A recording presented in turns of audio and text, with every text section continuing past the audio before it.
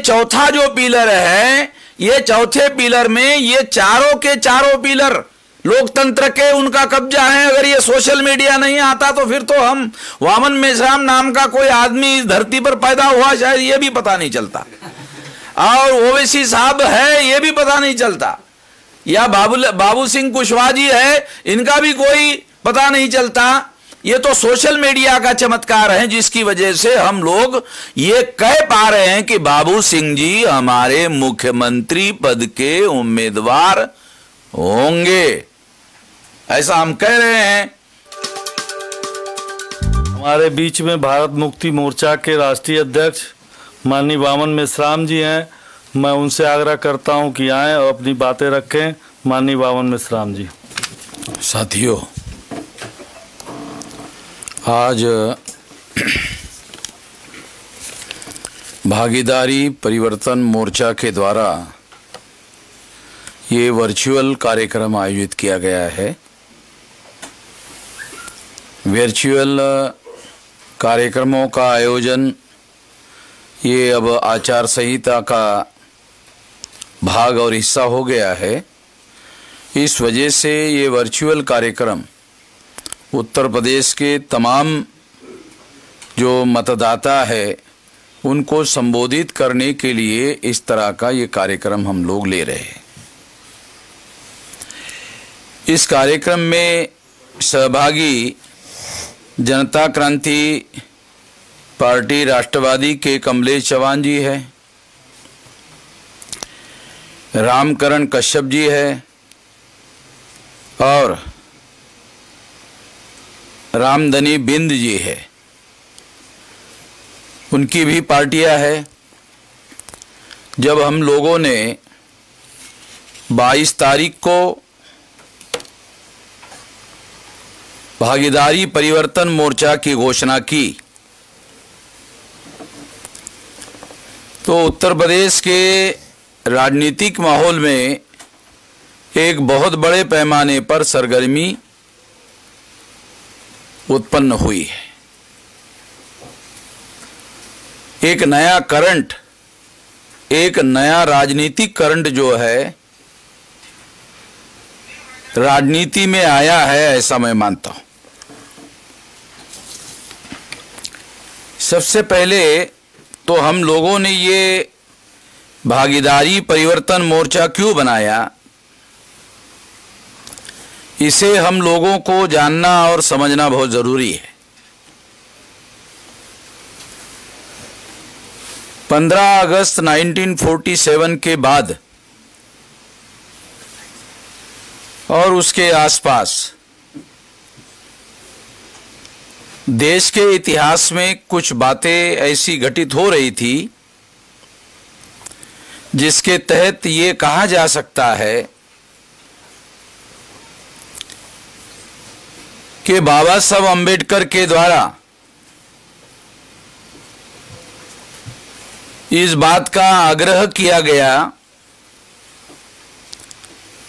कि अंग्रेज जब भारत छोड़कर जाए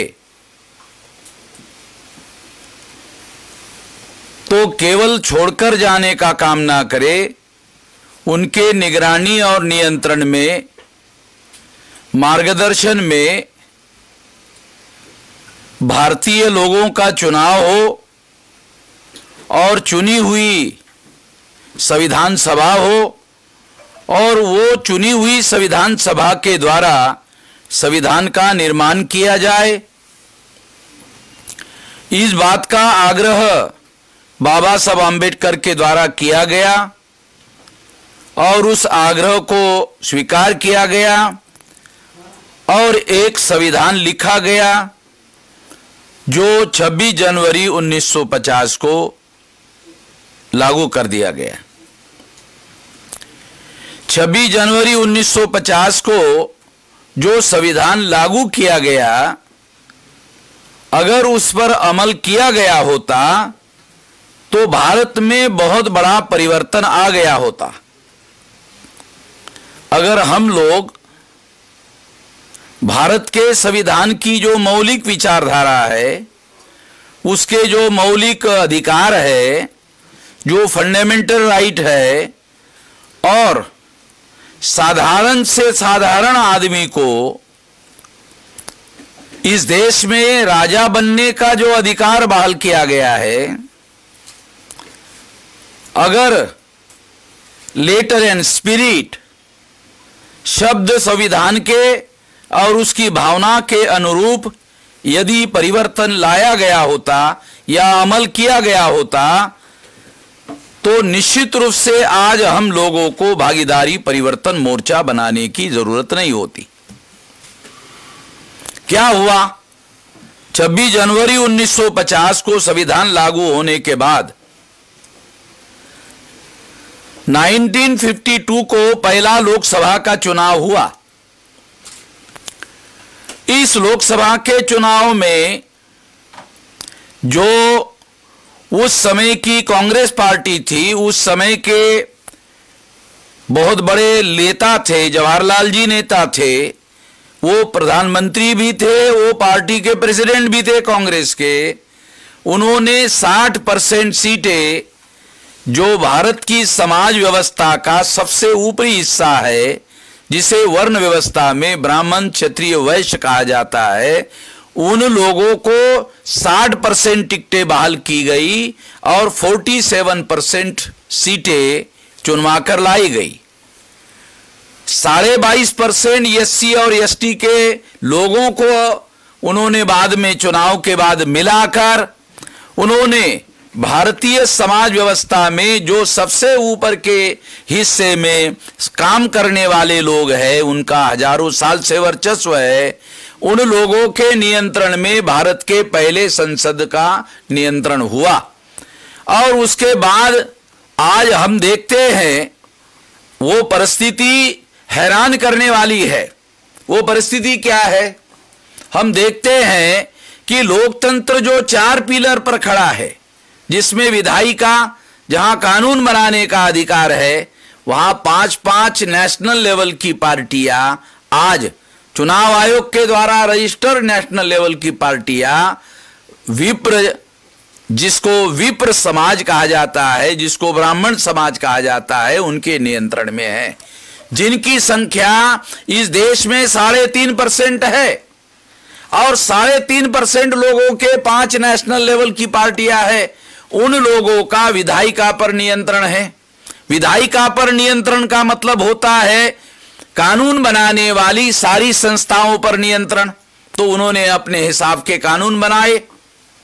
दूसरा है कार्यपालिका, जिसमें आईएएस, आईपीएस, आईआरएस अधिकारी जो इंडियन एडमिनिस्ट्रेटिव सर्विसेज को चलाते हैं। इसमें मंडल कमीशन के बाद हम कह सकते हैं कि 5.4% ओबीसी के लोग आ गए हैं। मगर रोहिणी कमीशन जो नरेंद्र मोदी ने बनाया है, उसका जो अंतरिम रिपोर्ट आया है, उस रिपोर्ट के अनुसार यह बताया गया है कि जो एमबीसी वर्ग के लोग हैं, उनका इंडियन एडमिनिस्ट्रेटिव सर्विसेज में 0% है। हैरान करने वाली बात है। इंडियन एडमिनिस्ट्रेटिव सर्विसेज में उन लोगों का 0% है।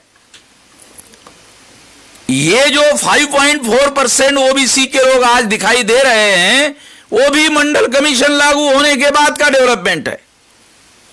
तो इस तरह से कार्यपालिका पर भी उन्हीं लोगों का नियंत्रण है। यह संविधान में जो लिखा हुआ है उसके विपरीत बात है।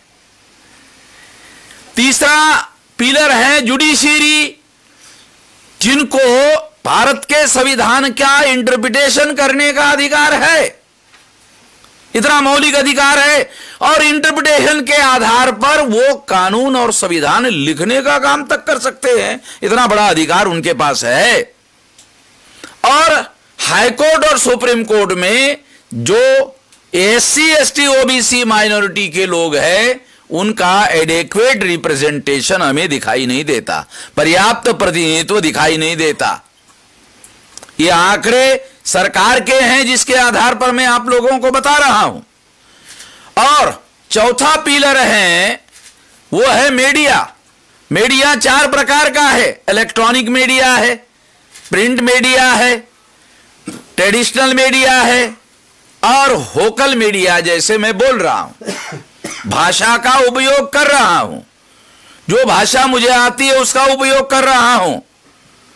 हमारे बहुत सारे लोग हैं, हम जिस समाज को बिलोंग करते हैं, उनको बहुत सारी शुद्ध भाषा भी बोलना नहीं आता है।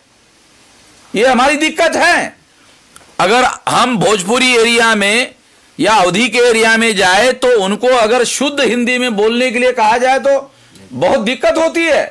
तो इसका मतलब है कि होकल मीडिया में भी हमारे लोगों की कोई आवाज नहीं है। जो मीडिया 4 प्रकार का है, इलेक्ट्रॉनिक मीडिया, अब ये सोशल मीडिया आया है, तब से कोई हमारे लोगों की बात हो रही है। उसके बाद में जो प्रिंट मीडिया है, प्रिंट मीडिया में हमारी कोई खबरें आती नहीं है। और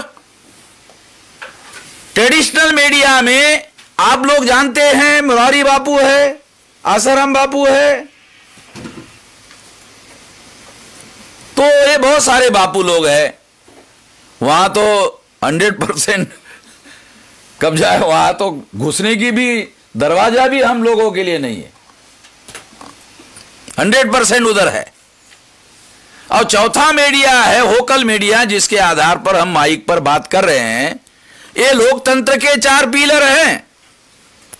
ये जो लोकतंत्र के 4 पिलर हैं, ये चारों पिलर पर विप्रजनों का कब्जा है।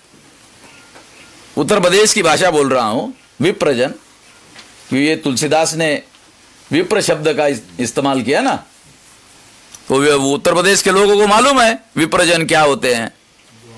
हाँ, ब्राह्मण होते हैं, मगर उन्होंने ब्राह्मण शब्द के बजाय विप्र शब्द का, पूजिए विप्र गुणहीन, ऐसा पूजिए विप्र गुण ज्ञानशील ही नान पूजिए शूद्र गुण ज्ञानशील प्रवीण, ऐसा उन्होंने रामचरितमानस में लिखा हुआ है। ये लिखी बात है, हमारी लिखी हुई नहीं है, उनकी लिखी हुई है।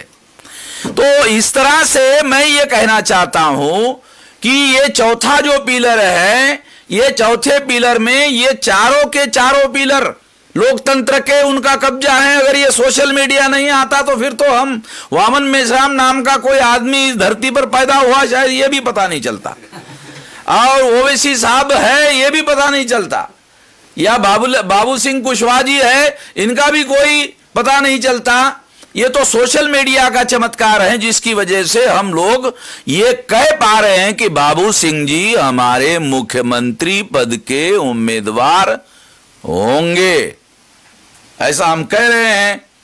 और जिस दिन प्रेस कॉन्फ्रेंस हुई हमारी 22 तारीख को, तो अभी हमारा कितना 6 लाख 6.5 लाख हो गया, 6-7 6.5 लाख लोगों तक गया वो प्रेस कॉन्फ्रेंस की जो आवाज है।